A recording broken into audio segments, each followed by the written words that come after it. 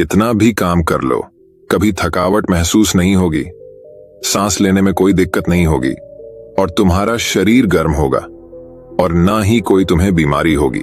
बस अपना भोजन सही कर लो। और भोजन के बारे में ही आज के इस वीडियो में हम आपको कहानियों के माध्यम से बताएंगे। तो बिना देर किए चलिए उन कहानियों की शुरुआत करते हैं। पहली कहानी, आयुर्वेद की अद्भुत शक्ति। शरीर और बुद्धि और मन सब शांत और होशियार हो जाएगा। जीवन का सबसे कीमती धन क्या होता है? एक शिष्य ने अपने गुरु से सवाल किया। गुरु ने इसका उत्तर देते हुए जवाब दिया कि चाहे मेरे पास पैसे ना हो, चाहे रहने के लिए छत भी ना हो, चाहे कोई सुख सुविधाएं ना हो, लेकिन अगर मेरा शरीर स्वस्थ है तो मैं दुनिया का सबसे धनवान आदमी। सो शिष्य ने पूछा कि गुरुदेव, आपकी उम्र 100 साल को पार कर चुकी है और फिर भी आप इतने स्वस्थ हैं। आपकी बुद्धि बड़ी ही तीव्र है और आपका चेहरा भी सूर्य की तरह चमकता रहता है और वहीं पर आपके बदन से भी चंदन सी खुशबू आती है। शिष्य ने कहना जारी रखा कि गुरुदेव, मेरे मन में बहुत बार आया है कि मैं आपसे इसका रहस्य जानूं, लेकिन संकोचवश मैं आपसे पूछ नहीं पाता हूं। कृपया करके आज मुझे वो साधारण से नियम बताने की कृपा करें जिनसे मैं भी आपकी तरह स्वस्थ और निरोगी रह सकूं। न नियम अगर आसान होंगे गुरुदेव, तो उसका अनुसरण मेरे माता पिता भी कर पाएंगे, क्योंकि वो बूढ़े हो चुके हैं और वो बहुत जटिल प्रक्रिया नहीं अपना पाएगा। कृपया करके साधारण से तरीके बताना ताकि कोई भी ग्रस्त आदमी उन नियमों का पालन कर सके। गुरुदेव ने कहना आरंभ किया। सबसे पहले उन्होंने बताया कि सबसे पहले तुम्हें पाचन तंत्र की क्रिया को समझना होगा। जो भी आयुर्वेद का विद्वान होता है वो ये जानता है कि अगर आपका पाचन तंत्र लगातार भोजन पचाने में लगा हुआ है तो स्वाभाविक है कि ऊर्जा की एक खास मात्रा आपका भोजन को बचा रही है। इसी कारण ज्यादा भोजन करने के बावजूद आपका दिमाग और आपका शरीर अपने बेहतरीन स्तर पर काम नहीं कर पाता।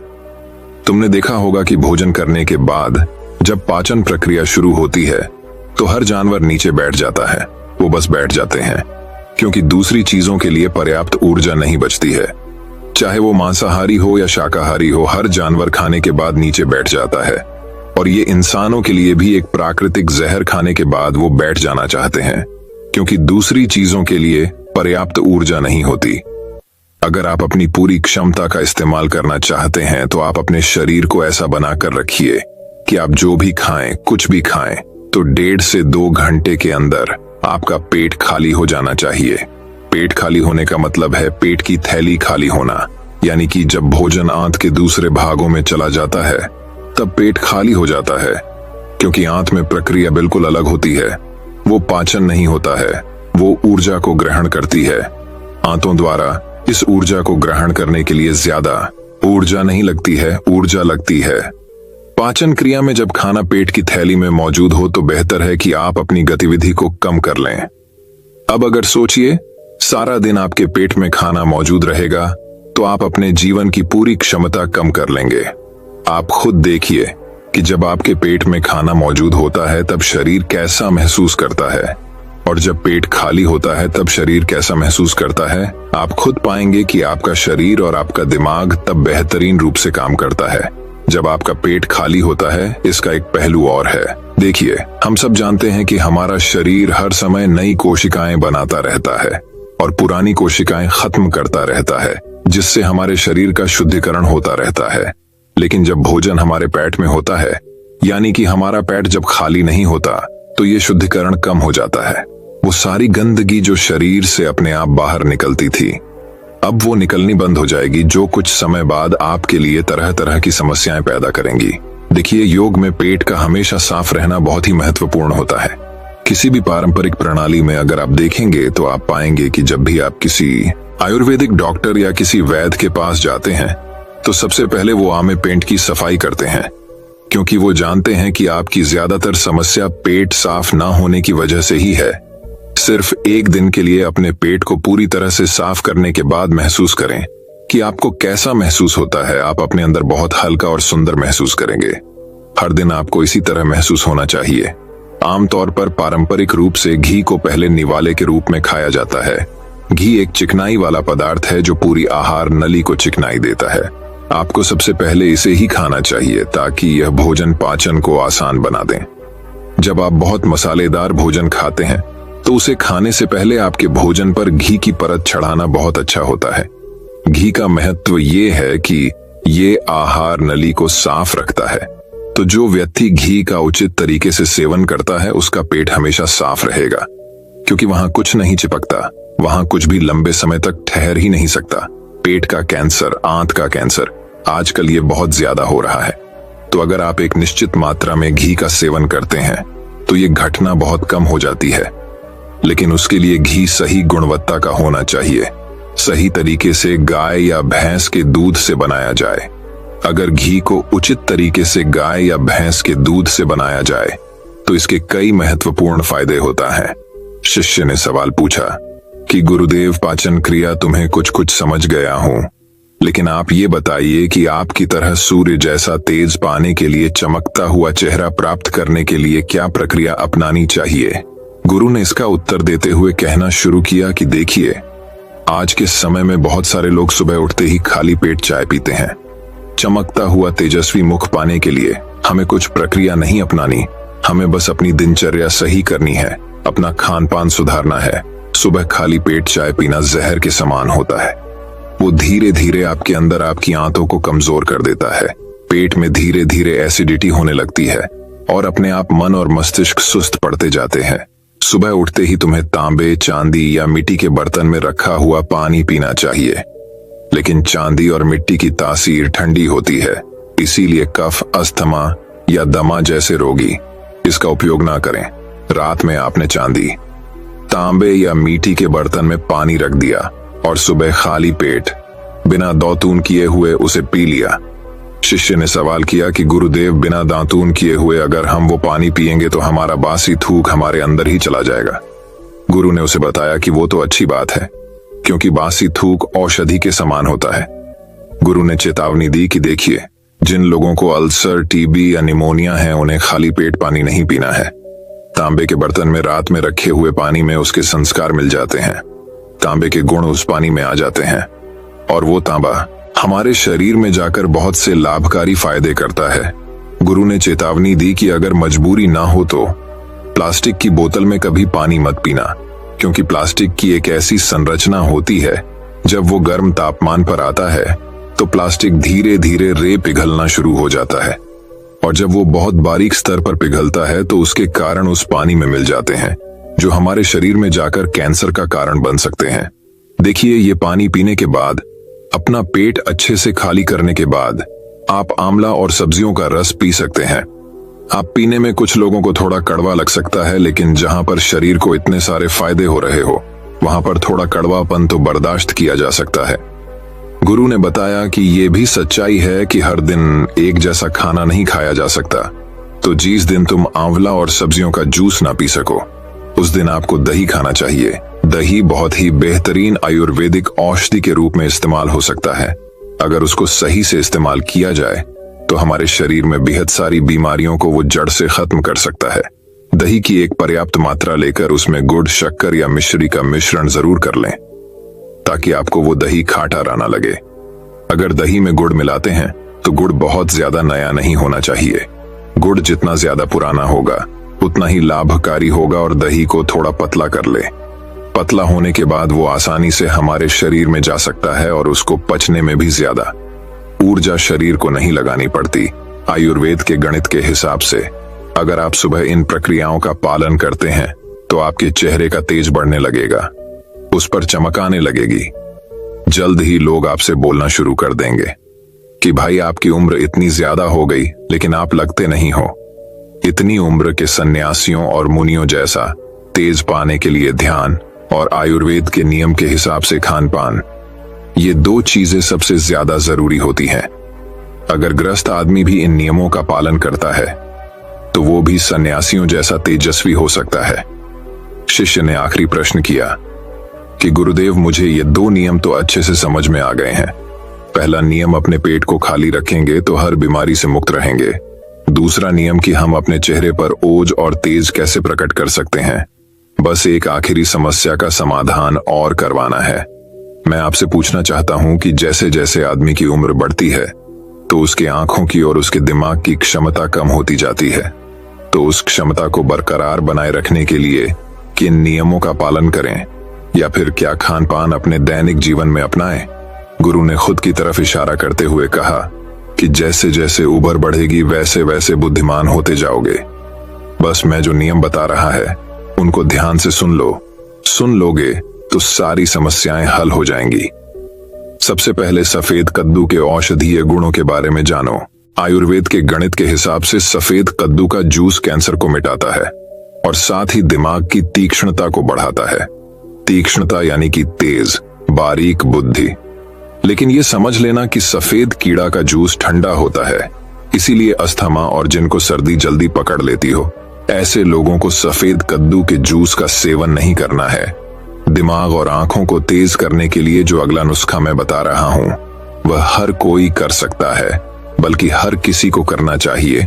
5 देसी बादाम की गिरी, जो छोटी वाली होती है क्योंकि वही देसी होती है। बड़ी वाली में इतने गुण नहीं होते हैं, इतना छोटी वाली गिरी में होते हैं। 5 छोटी बादाम गिरी और 1 अखरोट रात को पानी में भिगो दो।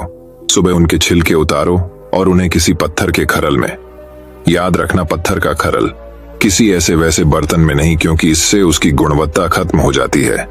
उस पत्थर में ये डालने के बाद उसे मथना शुरू करो।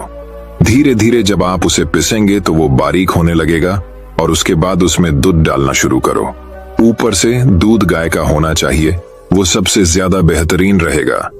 दिमाग के लिए इस्तेमाल करने को भैंस या बकरी का भी कर सकते हैं, लेकिन गाय का दूध सबसे ज्यादा महत्वपूर्ण हो जाता है। जब दिमागी समस्याओं के बारे में बात आती है तो अब उस बादाम और अखरोट को दूध के साथ पीसना शुरू करो। धीरे धीरे जितना आप पीसेंगे उतनी उसकी गुणवत्ता बढ़ती जाएगी। अब कुछ लोगों को लग रहा होगा कि दूध के साथ हम बादाम यूं ही खा लें, तो या फिर पत्थर के खरल में पीसने की बजाय उसे मिक्सर में पीस लें। तो मैं बताता चलूं कि पत्थर के खरल में उसे पीसने के बाद उसकी गुणवत्ता 100 गुना ज्यादा बढ़ जाती है। अच्छे से गाय के दूध में पीसने के बाद जब आप इसका सेवन करेंगे तो आपकी आंखें और आपका दिमाग, इनके लिए ये बहुत ही लाभकारी रहेगा। जिन लोगों को भूलने की समस्याएं होती हैं, जो छोटी छोटी चीजें रखकर भूल जाते हैं, जो लोग दिमागी रूप से परेशान रहते हैं, तनाव बना रहता है, चीजों के बारे में ज्यादा सोचते रहते हैं, ऐसे लोगों के लिए ये एक ठंडाई का काम करेगा। उनके दिमाग में एक ठंडक पहुंचाएगा जिससे उनका दिमाग अपने बेहतरीन स्तर पर काम कर पाएगा। शिष्य ने ये नियम अच्छे से कंठस्थ कर लिए और उसके बाद घर जाने के लिए अपने गुरु से आज्ञा मांगी। शिष्य अपने गुरु से आशीर्वाद लेकर अपने घर की तरफ प्रस्थान कर गया। तो दोस्तों, कैसी लगी आज की कहानी? अपनी राय हमें कमेंट में जरूर बताएं। अगर अच्छी लगी हो तो इस वीडियो को और लोगों के साथ शेयर करें। तो चलिए दोस्तों, अब हमारे दूसरे कहानी की शुरुआत करते हैं। दूसरी कहानी, सिर्फ 7 दिनों में सबको पीछे छोड़ दो। एक बार एक गरीब आदमी एक बौद्ध भिक्षु के पास गया और कहता है कि गुरु, मैं अपनी आदतों से बहुत परेशान हूं। मैं बहुत कुछ करना चाहता हूं लेकिन कुछ नहीं कर पाता। सफलता की ऊंचाइयों को छूना चाहता हूं लेकिन अपनी आदत से मजबूर है। सच कहा तो मुझे यह भी नहीं पता कि सफल होने के लिए किस गुण की आवश्यकता है, इसलिए मैं उन गुणों के बारे में जानने के लिए ही आपके पास आया हूं। कृपया मेरा मार्गदर्शन कीजिए। बौद्ध भिक्षु ने कहा कि जिस तरह से हम बुरी आदतों से मजबूर होते हैं, उसी तरह अगर हम अच्छी आदतें अपनाएंगे तो हम भी अच्छी आदतों से मजबूर हो जाएंगे और अच्छी आदतें हमें अपने जीवन में बहुत कुछ हासिल करने में भी मदद करेगी। आज मैं आपको 15 ऐसी सफल आदतों के बारे में बताऊंगा जो आपको सफल बना सकती हैं। मेरी बातें सुनकर भूल मत जाना, बल्कि इन सभी 15 आदतों को अपने दिमाग में याद रखना और धीरे धीरे उन्हें अपने जीवन में लाना शुरू करें, क्योंकि ये आदतें न सिर्फ आपको सफलता दिलाएंगी बल्कि इतना अच्छा इंसान बनाएंगी जिसे देखकर लोग कहेंगे कि मैं भी ऐसा ही बनना चाहता हूं। 15 सफल आदतों की सूची में पहली आदत है सुबह जल्दी उठना। दुनिया में अगर कोई सबसे सफल और सबसे अच्छी आदत है जिसे हर सफल व्यक्ति अपनाता है तो वह है सुबह जल्दी उठना और अपना आलस्य त्यागना। अगर आप दिन की पहली किरण निकलने से पहले उठकर अपना काम करना शुरू कर दें और अपने दिन को बेहतर बनाएं, आप मानते हैं कि पूरे दिन में ऐसी कोई चुनौती नहीं होगी जिसे आप पार न कर सके। आपके सुबह उठने के तरीके से पता चलता है कि आप में कितनी इच्छा शक्ति है। अपने लक्ष्य हासिल करना आपके लिए कितना महत्वपूर्ण है। सुबह जल्दी उठने का मतलब है अधिक प्रयास, अधिक मेहनत, जो दूसरों की तुलना में अधिक सफल बनाएगी। अगर आप सुबह देर से उठने की आदत से मजबूर हैं, तो आपको 5 मिनट पहले उठने की आदत डालनी चाहिए और कुछ ही दिनों में आप सुबह जल्दी उठना शुरू कर देंगे। दूसरी आदत है हमेशा कुछ नया सीखते रहना। ये एक अद्भुत आदत है जो हर उस व्यक्ति में पाई जाती है जिसने अपने क्षेत्र सफलता हासिल की है।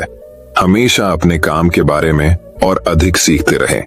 हम जीवन में जो कुछ भी सीखते हैं वह जीवन में कभी ना कभी काम जरूर आता है। सफल लोग अपने सपनों को हासिल करने के लिए अलग अलग तरीकों का इस्तेमाल करते हैं। उनके सपनों से जुड़ी हर बात जानना चाहते हैं, जिससे उनके सपनों को हासिल करना आसान हो जाएगा। भले ही बात एक लाइन की हो, जिंदगी सीखो, लेकिन हमेशा कुछ नया सीखो। दुनिया में ज्ञान की कोई कमी नहीं है, लेकिन जिस क्षेत्र में आप सफलता चाहते हैं उस क्षेत्र में ज्ञान प्राप्त करने के लिए हमेशा उत्सुक रहें। हो सकता है कि आप कुछ ऐसा सीखें जिससे आप जितना सोचा था उससे अधिक हासिल कर सकें, तो इसके लिए आपको हमेशा एक बच्चे के रूप में सीखना होगा। तीसरी आदत है कम बोलना और अधिक सुनना। हमारे पास 2 कान और एक मुंह है, जिससे हम सुनते अधिक हैं और बोलते आधा हैं। श्रोताओं को कभी नुकसान नहीं होता और उन्हें हमेशा कुछ नया सीखने को मिलता है। कम बात करने का मतलब है कम ऊर्जा बर्बाद करना। लोगों से ज्यादा ना जुड़े और किसी के सामने नरम न बने, किसी से बेवजह बहस न करें, क्योंकि जो लोग कम बोलते हैं वे ज्यादा फायदेमंद होते हैं। जो व्यक्ति शब्द बोलता है उसमें गहराई से सोचने की क्षमता अधिक होती है। जब कोई व्यक्ति कम बोलता है तो वह अपने अंतर्मन से जुड़ा होता है। इनके आंतरिक विचार इतने मजबूत होते हैं कि ये किसी भी सफलता को अपने घुटनों के नीचे ला सकते हैं। 4वीं आदत है असहमत होना और दूसरे को मना करना सीखना। हम कठपुतली नहीं हैं कि लोगों की बातों पर हाँ हाँ करते रहें। आप एक अलग इंसान हैं और आपका सपना अलग है। आपके सिद्धांत भी अलग होंगे। अगर आपकी मंजिल अलग है तो आपका रास्ता भी अलग होगा। और अगर आपको कोई चीज पसंद नहीं है तो इसका मतलब नहीं है। अगर कोई तरीका दूसरों के लिए काम कर रहा है तो जरूरी नहीं कि वह आपके लिए भी काम करे। यदि आप किसी और के तरीके का उपयोग करते हैं तो आप हर किसी की तरह होंगे। आप इस दुनिया के सबसे अनोखे इंसान हैं और आपके जैसा कोई और नहीं है। इसलिए आज आपको सहमत होने का भी पूरा अधिकार है और अपनी बात रखने का भी पूरा अधिकार है। और आपको हर उस चीज को ना कहना होगा जो आपके लक्ष्य के लिए सही नहीं है। यदि आपका अपने दोस्तों के साथ घूमने का मन नहीं है तो उन्हें ना कहना सीखें। अगर आप किसान नहीं बल्कि बिजनेसमैन बनना चाहते हैं तो अपने परिवार को बताएं कि आप किसान नहीं बिजनेसमैन बनना चाहते हैं। जबरदस्ती लंबे समय तक नहीं टिकती और न ही इससे हमें कुछ मिलता है। जहां जरूरत हो वहां ना कहना सीखें, क्योंकि इनकार करने से आप दूसरों की नजरों में तो बुरे बन सकते हैं, लेकिन आप अपनी नजरों में कभी बुरे नहीं बन सकते। ज्यादातर लोग जिंदगी में इस वजह से कुछ नहीं कर पाते कि लोग क्या कहेंगे। अगर असफल हो गए तो लोग क्या कहेंगे। इसीलिए ज्यादातर लोग अपने लिए नहीं बल्कि दूसरों के लिए जिंदगी जीते हैं। 5वीं आदत है सही तरीके से जोखिम उठाना सीखना। जीवन में सबसे बड़ा जोखिम कोई भी जोखिम न लेना है। यदि आप सही तरीके से जोखिम नहीं ले रहे हैं तो आप अपना जीवन जोखिम में डाल रहे हैं। तो आप अपना जीवन बर्बाद करने और एक ही स्थान पर रहने का जोखिम उठा रहे हैं। सही चीजों के लिए जोखिम लेने का डर दूर करें और लोग क्या कहेंगे इसका डर भी दूर करें। लोग हंसेंगे और मेरा समय और पैसा बर्बाद होगा। इंसान को जिंदगी से लेकर मौत तक सिर्फ 3 चीजों की जरूरत होती है, रोटी, कपड़ा और मकान, और इसे पाना कोई मुश्किल काम नहीं है। इसके अलावा अगर इंसान की जिंदगी से कुछ चला भी गया हो तो भी जीना आसान है। लेकिन आपका मिशन सिर्फ मौत के दरवाजे तक सुरक्षित पहुंचना नहीं है। एक योद्धा की तरह हर चुनौती को धूल चटाना, जोखिम उठाना, विजेता का ताज पहनना, मौत के दरवाजे तक पहुंचना है। सही चीजों के लिए जोखिम उठाना चाहिए, इसलिए जोखिम लेना सीखें। जोखिम लेने पर आपको कभी पछतावा नहीं होगा, लेकिन यदि आप सही जोखिम नहीं लेते हैं तो आपको अपनी कल्पना से भी अधिक पछताना पड़ेगा। 6वीं आदत है जिसके साथ आप अगले 60 साल बिताएंगे। 60 में से 30 सफल आदतें उस व्यक्ति को समझने की कोशिश करना है जिसके साथ आप अगले 60 साल बिताएंगे, और वह व्यक्ति आप हैं। आप खुद को कितना समय देते हैं और अपनी पिछली गलतियों से कितना सीखते हैं। आप अपने वर्तमान को बेहतर बनाने के लिए क्या करते हैं और भविष्य के बारे में क्या सोचते हैं। क्या आप हर दिन 10 मिनट बैठते हैं और सोचते हैं कि आपके जीवन में क्या चल रहा है, मैं कहां से आया हूं और अभी कहां हूं और आगे कहां जा रहा हूं। आपके जीवन की सबसे बड़ी जरूरत और सबसे बड़ी चुनौती क्या है। आपको आपसे बेहतर कोई नहीं जानता। अगर कोई आपको समझ सकता है तो आपके अंदर क्या भावनाएं चल रही हैं, ये सिर्फ आप ही समझ सकते हैं। हर दिन अपने आप को 10 मिनट दें और इस 10 मिनट में कोई भी नहीं होना चाहिए, कोई किताब नहीं, कोई काम नहीं, बस आप और आपके विचार। इस समय आप खुद से बात करें और खुद को जानने की कोशिश करें। 8वीं आदत है निर्णय लेना सीखें और तुरंत काम पर लग जाएं। ऐसे कितने काम हैं जिन्हें आप आज तक टालते आ रहे हैं। ऐसी कितनी चीजें हैं जिनके लिए आपको निर्णय लेने की आवश्यकता है लेकिन आप निर्णय नहीं लेना चाहते हैं। उस काम को टालते रहें, क्योंकि ज्यादातर लोग निर्णय नहीं ले पाते। क्या वे यह काम करना चाहते हैं या वे उस रिश्ते में रहना चाहते हैं या नहीं, बिजनेस करना है या नौकरी, लोग इस बारे में नहीं सोचते। निर्णय लेना सीखें। निर्णय न लेने से बेहतर है निर्णय लेना। निर्णय लें और उसे सही करने का प्रयास करें, और एक बार जब आप तय कर लें तो काम पर लग जाएं। दुनिया के सभी सफल लोगों के पास निर्णय लेने और अपना काम करने के लिए बहुत कम समय होता है। अगर आपने दिन के 8 बजे कोई काम तय या प्लान कर लिया है तो 8:01 बजे आपका काम प्लानिंग के मुताबिक दिखना चाहिए। 8वीं आदत जो आपके जीवन को बदल सकती है वह है अपने समय का बुद्धिमानी से उपयोग करना सीखना होगा। समय ही एक ऐसी चीज है जिसकी कमी होती रहती है। समान गति से गति धीमी नहीं होती। समय एक ऐसी चीज है, चाहे कुछ भी हो जाए, समय एक ऐसी चीज है जिसके साथ आप केवल दौड़ सकते हैं। ना तो आप समय से पीछे रह सकते हैं और ना ही समय से आगे जा सकते हैं। आज आपके जीवन में जो कुछ भी चल रहा है उसका आपको सामना करना होगा, इसलिए समय के साथ चलना सीखें और आज जो आपके लिए महत्वपूर्ण है उसे करते हुए आगे बढ़। क्योंकि अगर आप समय की दौड़ में पीछे रह गए तो चाहे आप कितना भी दौड़ लें, आप कभी भी पहले जैसे नहीं रह पाएंगे। जो सो रहा है वह जरूर कुछ न कुछ खो रहा होगा और जो जाग रहा है वह पा रहा है। हमारे समय की उल्टी गिनती हमारे जन्म लेते ही शुरू हो जाती है, इसलिए अपना समय बर्बाद न करें बल्कि इसे अपने लक्ष्य के लिए उपयोग करें और खुद को जानें। 20वीं आदत है अनावश्यक झंझटों को नजरअंदाज करना सीखना। हमारे पास सीमित मात्रा में समय और निश्चित मात्रा में ऊर्जा है। यदि हम इसे तुच्छ चीजों और निरर्थक चीजों पर खर्च करते रहेंगे और हमारी ऊर्जा वितरित हो जाएगी और हम इसे कभी भी अपने लक्ष्य की ओर एकत्रित नहीं कर पाएंगे और लक्ष्य चूक जाते हैं। ज्यादातर लोगों की गलती यह होती है कि वे हर चीज और हर किसी में खुद को शामिल करने की कोशिश करते हैं, जिसके कारण उनकी ऊर्जा विभाजित हो जाती है और वे कुछ भी महत्वपूर्ण कार्य नहीं कर पाते हैं।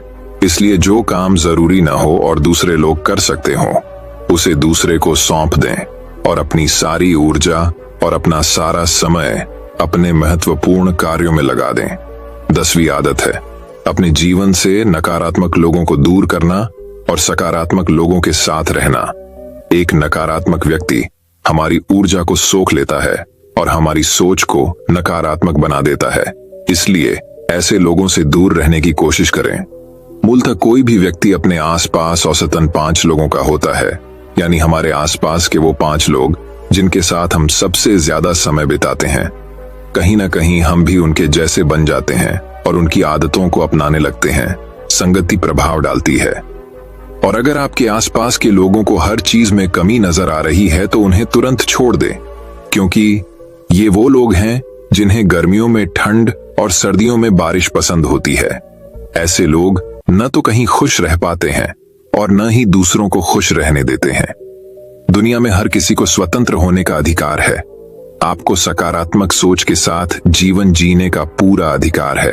आपको खुद से भी नकारात्मक बातें नहीं करनी चाहिए, जैसे कि मैं बस बदकिस्मत हूं या यह मेरे साथ ही हो जाता है। दुनिया के सभी सफल लोगों ने अपने अंदर एक सफल व्यक्ति को देखा है और हमेशा नकारात्मक लोगों की बातों को नजरअंदाज किया। कभी भी मूर्ख नकारात्मक लोगों से ना जुड़े, क्योंकि उन्हें कुछ नहीं होगा और आपको कुछ नहीं मिलेगा। 11वीं आदत यह है कि जब भी कोई अच्छा विचार मन में आए तो उसे कागज पर लिख लें। हमारा दिमाग हर दिन कुछ नए और अच्छे विचार लाता रहता है। यदि हम उन्हें नहीं लिखेंगे तो हम उन्हें हमेशा के लिए भूल जाएंगे। साथ ही अगर आपके पास कोई प्लान है तो उसे अच्छे से लिखें। ऐसा करने से योजना हमारे दिमाग में बैठ जाती है। उन सभी चीजों के बारे में भी लिखें जिन्हें आप पाना चाहते हैं। उन आदतों के बारे में भी लिखें जिन्हें आप छोड़ना चाहते हैं। विचारों को लिखने से हमारे दिमाग से उन्हें याद रखने का बोझ कम हो जाता है और फिर हमारा दिमाग अपने नए विचारों के बारे में सोचने के लिए स्वतंत्र हो जाता है। 12वीं आदत है स्वस्थ रहना। अधिक स्वस्थ जीवन शैली अपनाएं, कम खाएं और अधिक पचाएं। रोज सुबह प्राणायाम, व्यायाम और ध्यान न सिर्फ आपको स्वस्थ बनाएंगे बल्कि खूबसूरत भी बनाएंगे और अपना आत्मविश्वास बढ़ाएं। स्वस्थ मन और स्वस्थ शरीर से आप अपने जीवन में अधिक प्रगति कर पाएंगे और अपनी मंजिल तक पहुंचे। पहली खुशी स्वस्थ शरीर है और यह बात मुझे तब पता चली जब हम गंभीर रूप से बीमार थे। 13वीं आदत है हमेशा खुश रहना और मुस्कुराते रहना। कोई भी रोने वाले व्यक्ति से दोस्ती नहीं करना चाहता या उसके साथ समय बिताना नहीं चाहता, क्योंकि हर किसी के जीवन में दुख और दर्द है और कोई भी अपना दुख और दर्द क्यों बढ़ाएगा। इसलिए आप मुस्कुराते रहिए और अगर आप मुस्कुराते रहेंगे तो दूसरे लोगों को आप में उम्मीद की किरण दिखेगी। हो सकता है आपकी मुस्कुराहट किसी और को उसका दर्द भुला दे। मुस्कुराने का मतलब यह नहीं है कि आपको हर समय हंसते रहना चाहिए। मुस्कुराने का मतलब है कि आपको खुश रहना चाहिए। सकारात्मक रहें और सोचें कि आप बेहद भाग्यशाली हैं। आपके जीवन में कोई कमी नहीं है और अगर कोई कमी है तो आप उसे अभी भर सकते हैं। 4थी आदत है हमेशा अपनी कमाई से कम खर्च करना। भविष्य की परेशानियों के लिए और कुछ न बचाएं। ज्यादातर लोग दिखावे के नाम पर अपनी कमाई से ज्यादा खर्च कर देते हैं और फिर गरीबी से भरी जिंदगी कष्ट में गुजारें। इसलिए अपनी आय को सही तरीके से बढ़ाने का प्रयास करें। अपनी कमाई से कम खर्च करें और भविष्य के लिए कुछ पैसे बचाकर रखें। 15वीं आदत है एक अच्छा और जिम्मेदार इंसान बनना।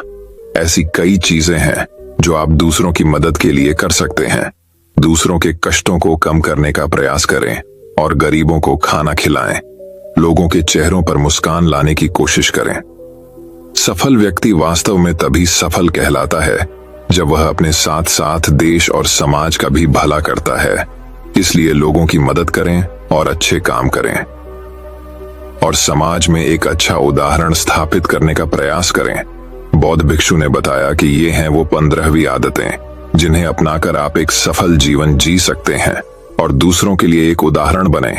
गरीब आदमी को अपने सवालों का जवाब मिल गया तो उसने बौद्ध भिक्षु को धन्यवाद दिया और वह चला गया। तो चलिए दोस्तों, अब हमारे तीसरी कहानी की शुरुआत करते हैं। तीसरी कहानी दोस्तों, बहुत समय पहले की बात है। एक गांव में एक चोर रहता था। वह बड़ा ही चतुर था।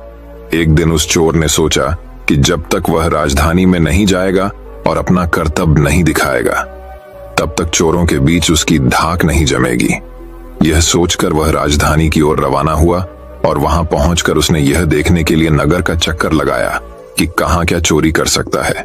उसने तय किया कि राजा के महल से अपना काम शुरू करेगा। राजा ने रात दिन महल की रखवाली के लिए बहुत से सिपाही तैनात कर रखे थे।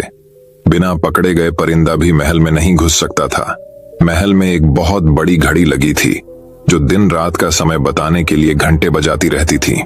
चोर ने लोहे की कुछ कीलें इकट्ठी की और जब रात को घड़ी ने 12 बजाए तो घंटे की हर आवाज के साथ वह महल की दीवार में एक एक कील ठोकता गया। इस तरह बिना शोर किए उसने दीवार में 12 कीलें लगा दी। फिर उन्हें पकड़ पकड़ कर वह ऊपर चढ़ गया और महल में दाखिल हो गया। इसके बाद वह खजाने में गया और वहां से हीरे चुरा लाया। अगले दिन जब चोरी का पता लगा तो मंत्रियों ने राजा को इसकी खबर दी। राजा बड़ा हैरान और नाराज हुआ। उसने मंत्रियों को आज्ञा दी कि शहर की सड़कों पर गश्त करने के लिए सिपाहियों की संख्या दोगुनी कर दी जाए और अगर रात के समय किसी को भी घूमते हुए पाया जाए तो उसे चोर समझकर गिरफ्तार कर लिया जाए। जिस समय दरबार में यह ऐलान हो रहा था, एक नागरिक के भेष में चोर मौजूद था। उसे सारी योजना की एक एक बात का पता चल गया। उसे फौरन यह भी मालूम हो गया कि कौन से 26 सिपाही शहर में गश्त के लिए चुने गए हैं। वह सफाई से घर गया और साधु का बाना धारण करके उन 26 सिपाहियों की बीवियों से जाकर मिला। उनमें से हर एक इस बात के लिए उत्सुक थी कि उसके पति ही चोर को पकड़े और राजा से इनाम ले। एक एक करके चोर उन सब के पास गया और उनके हाथ देख देख कर बताया कि वह रात उसके लिए बड़ी शुभ है। उसके पति की पोशाक में चोर उसके घर आएंगे। लेकिन देखो, चोर को अपने घर के अंदर मत आने देना, नहीं तो वह तुम्हें दबा लेगा। घर के सारे दरवाजे बंद कर लेना और भले ही वह पति की आवाज में बोलता सुनाई दे, उसके ऊपर जलता कोयला फेंकना। इसका नतीजा यह होगा कि चोर पकड़ में आ जाएगा। सारी स्त्रियां रात को चोर के आगमन के लिए तैयार हो गईं। अपने पतियों को उन्होंने इसकी जानकारी नहीं दी। इस बीच पति अपनी गश्त पर चले गए और सवेरे 4 बजे तक पहरा देते रहे। हालांकि अभी अंधेरा था, लेकिन उन्हें उस समय तक इधर उधर कोई भी दिखाई नहीं दिया, तो उन्होंने सोचा कि उस रात को चोर नहीं आएगा। यह सोचकर उन्होंने अपने घर चले जाने का फैसला किया। जो ही वे घर पहुंचे, स्त्रियों को संदेह हुआ और उन्होंने चोर की बताई कार्रवाई शुरू कर दी। फल वह हुआ कि सिपाही जल गए और बड़ी मुश्किल से अपनी स्त्रियों को विश्वास दिला पाए कि वे ही उनके असली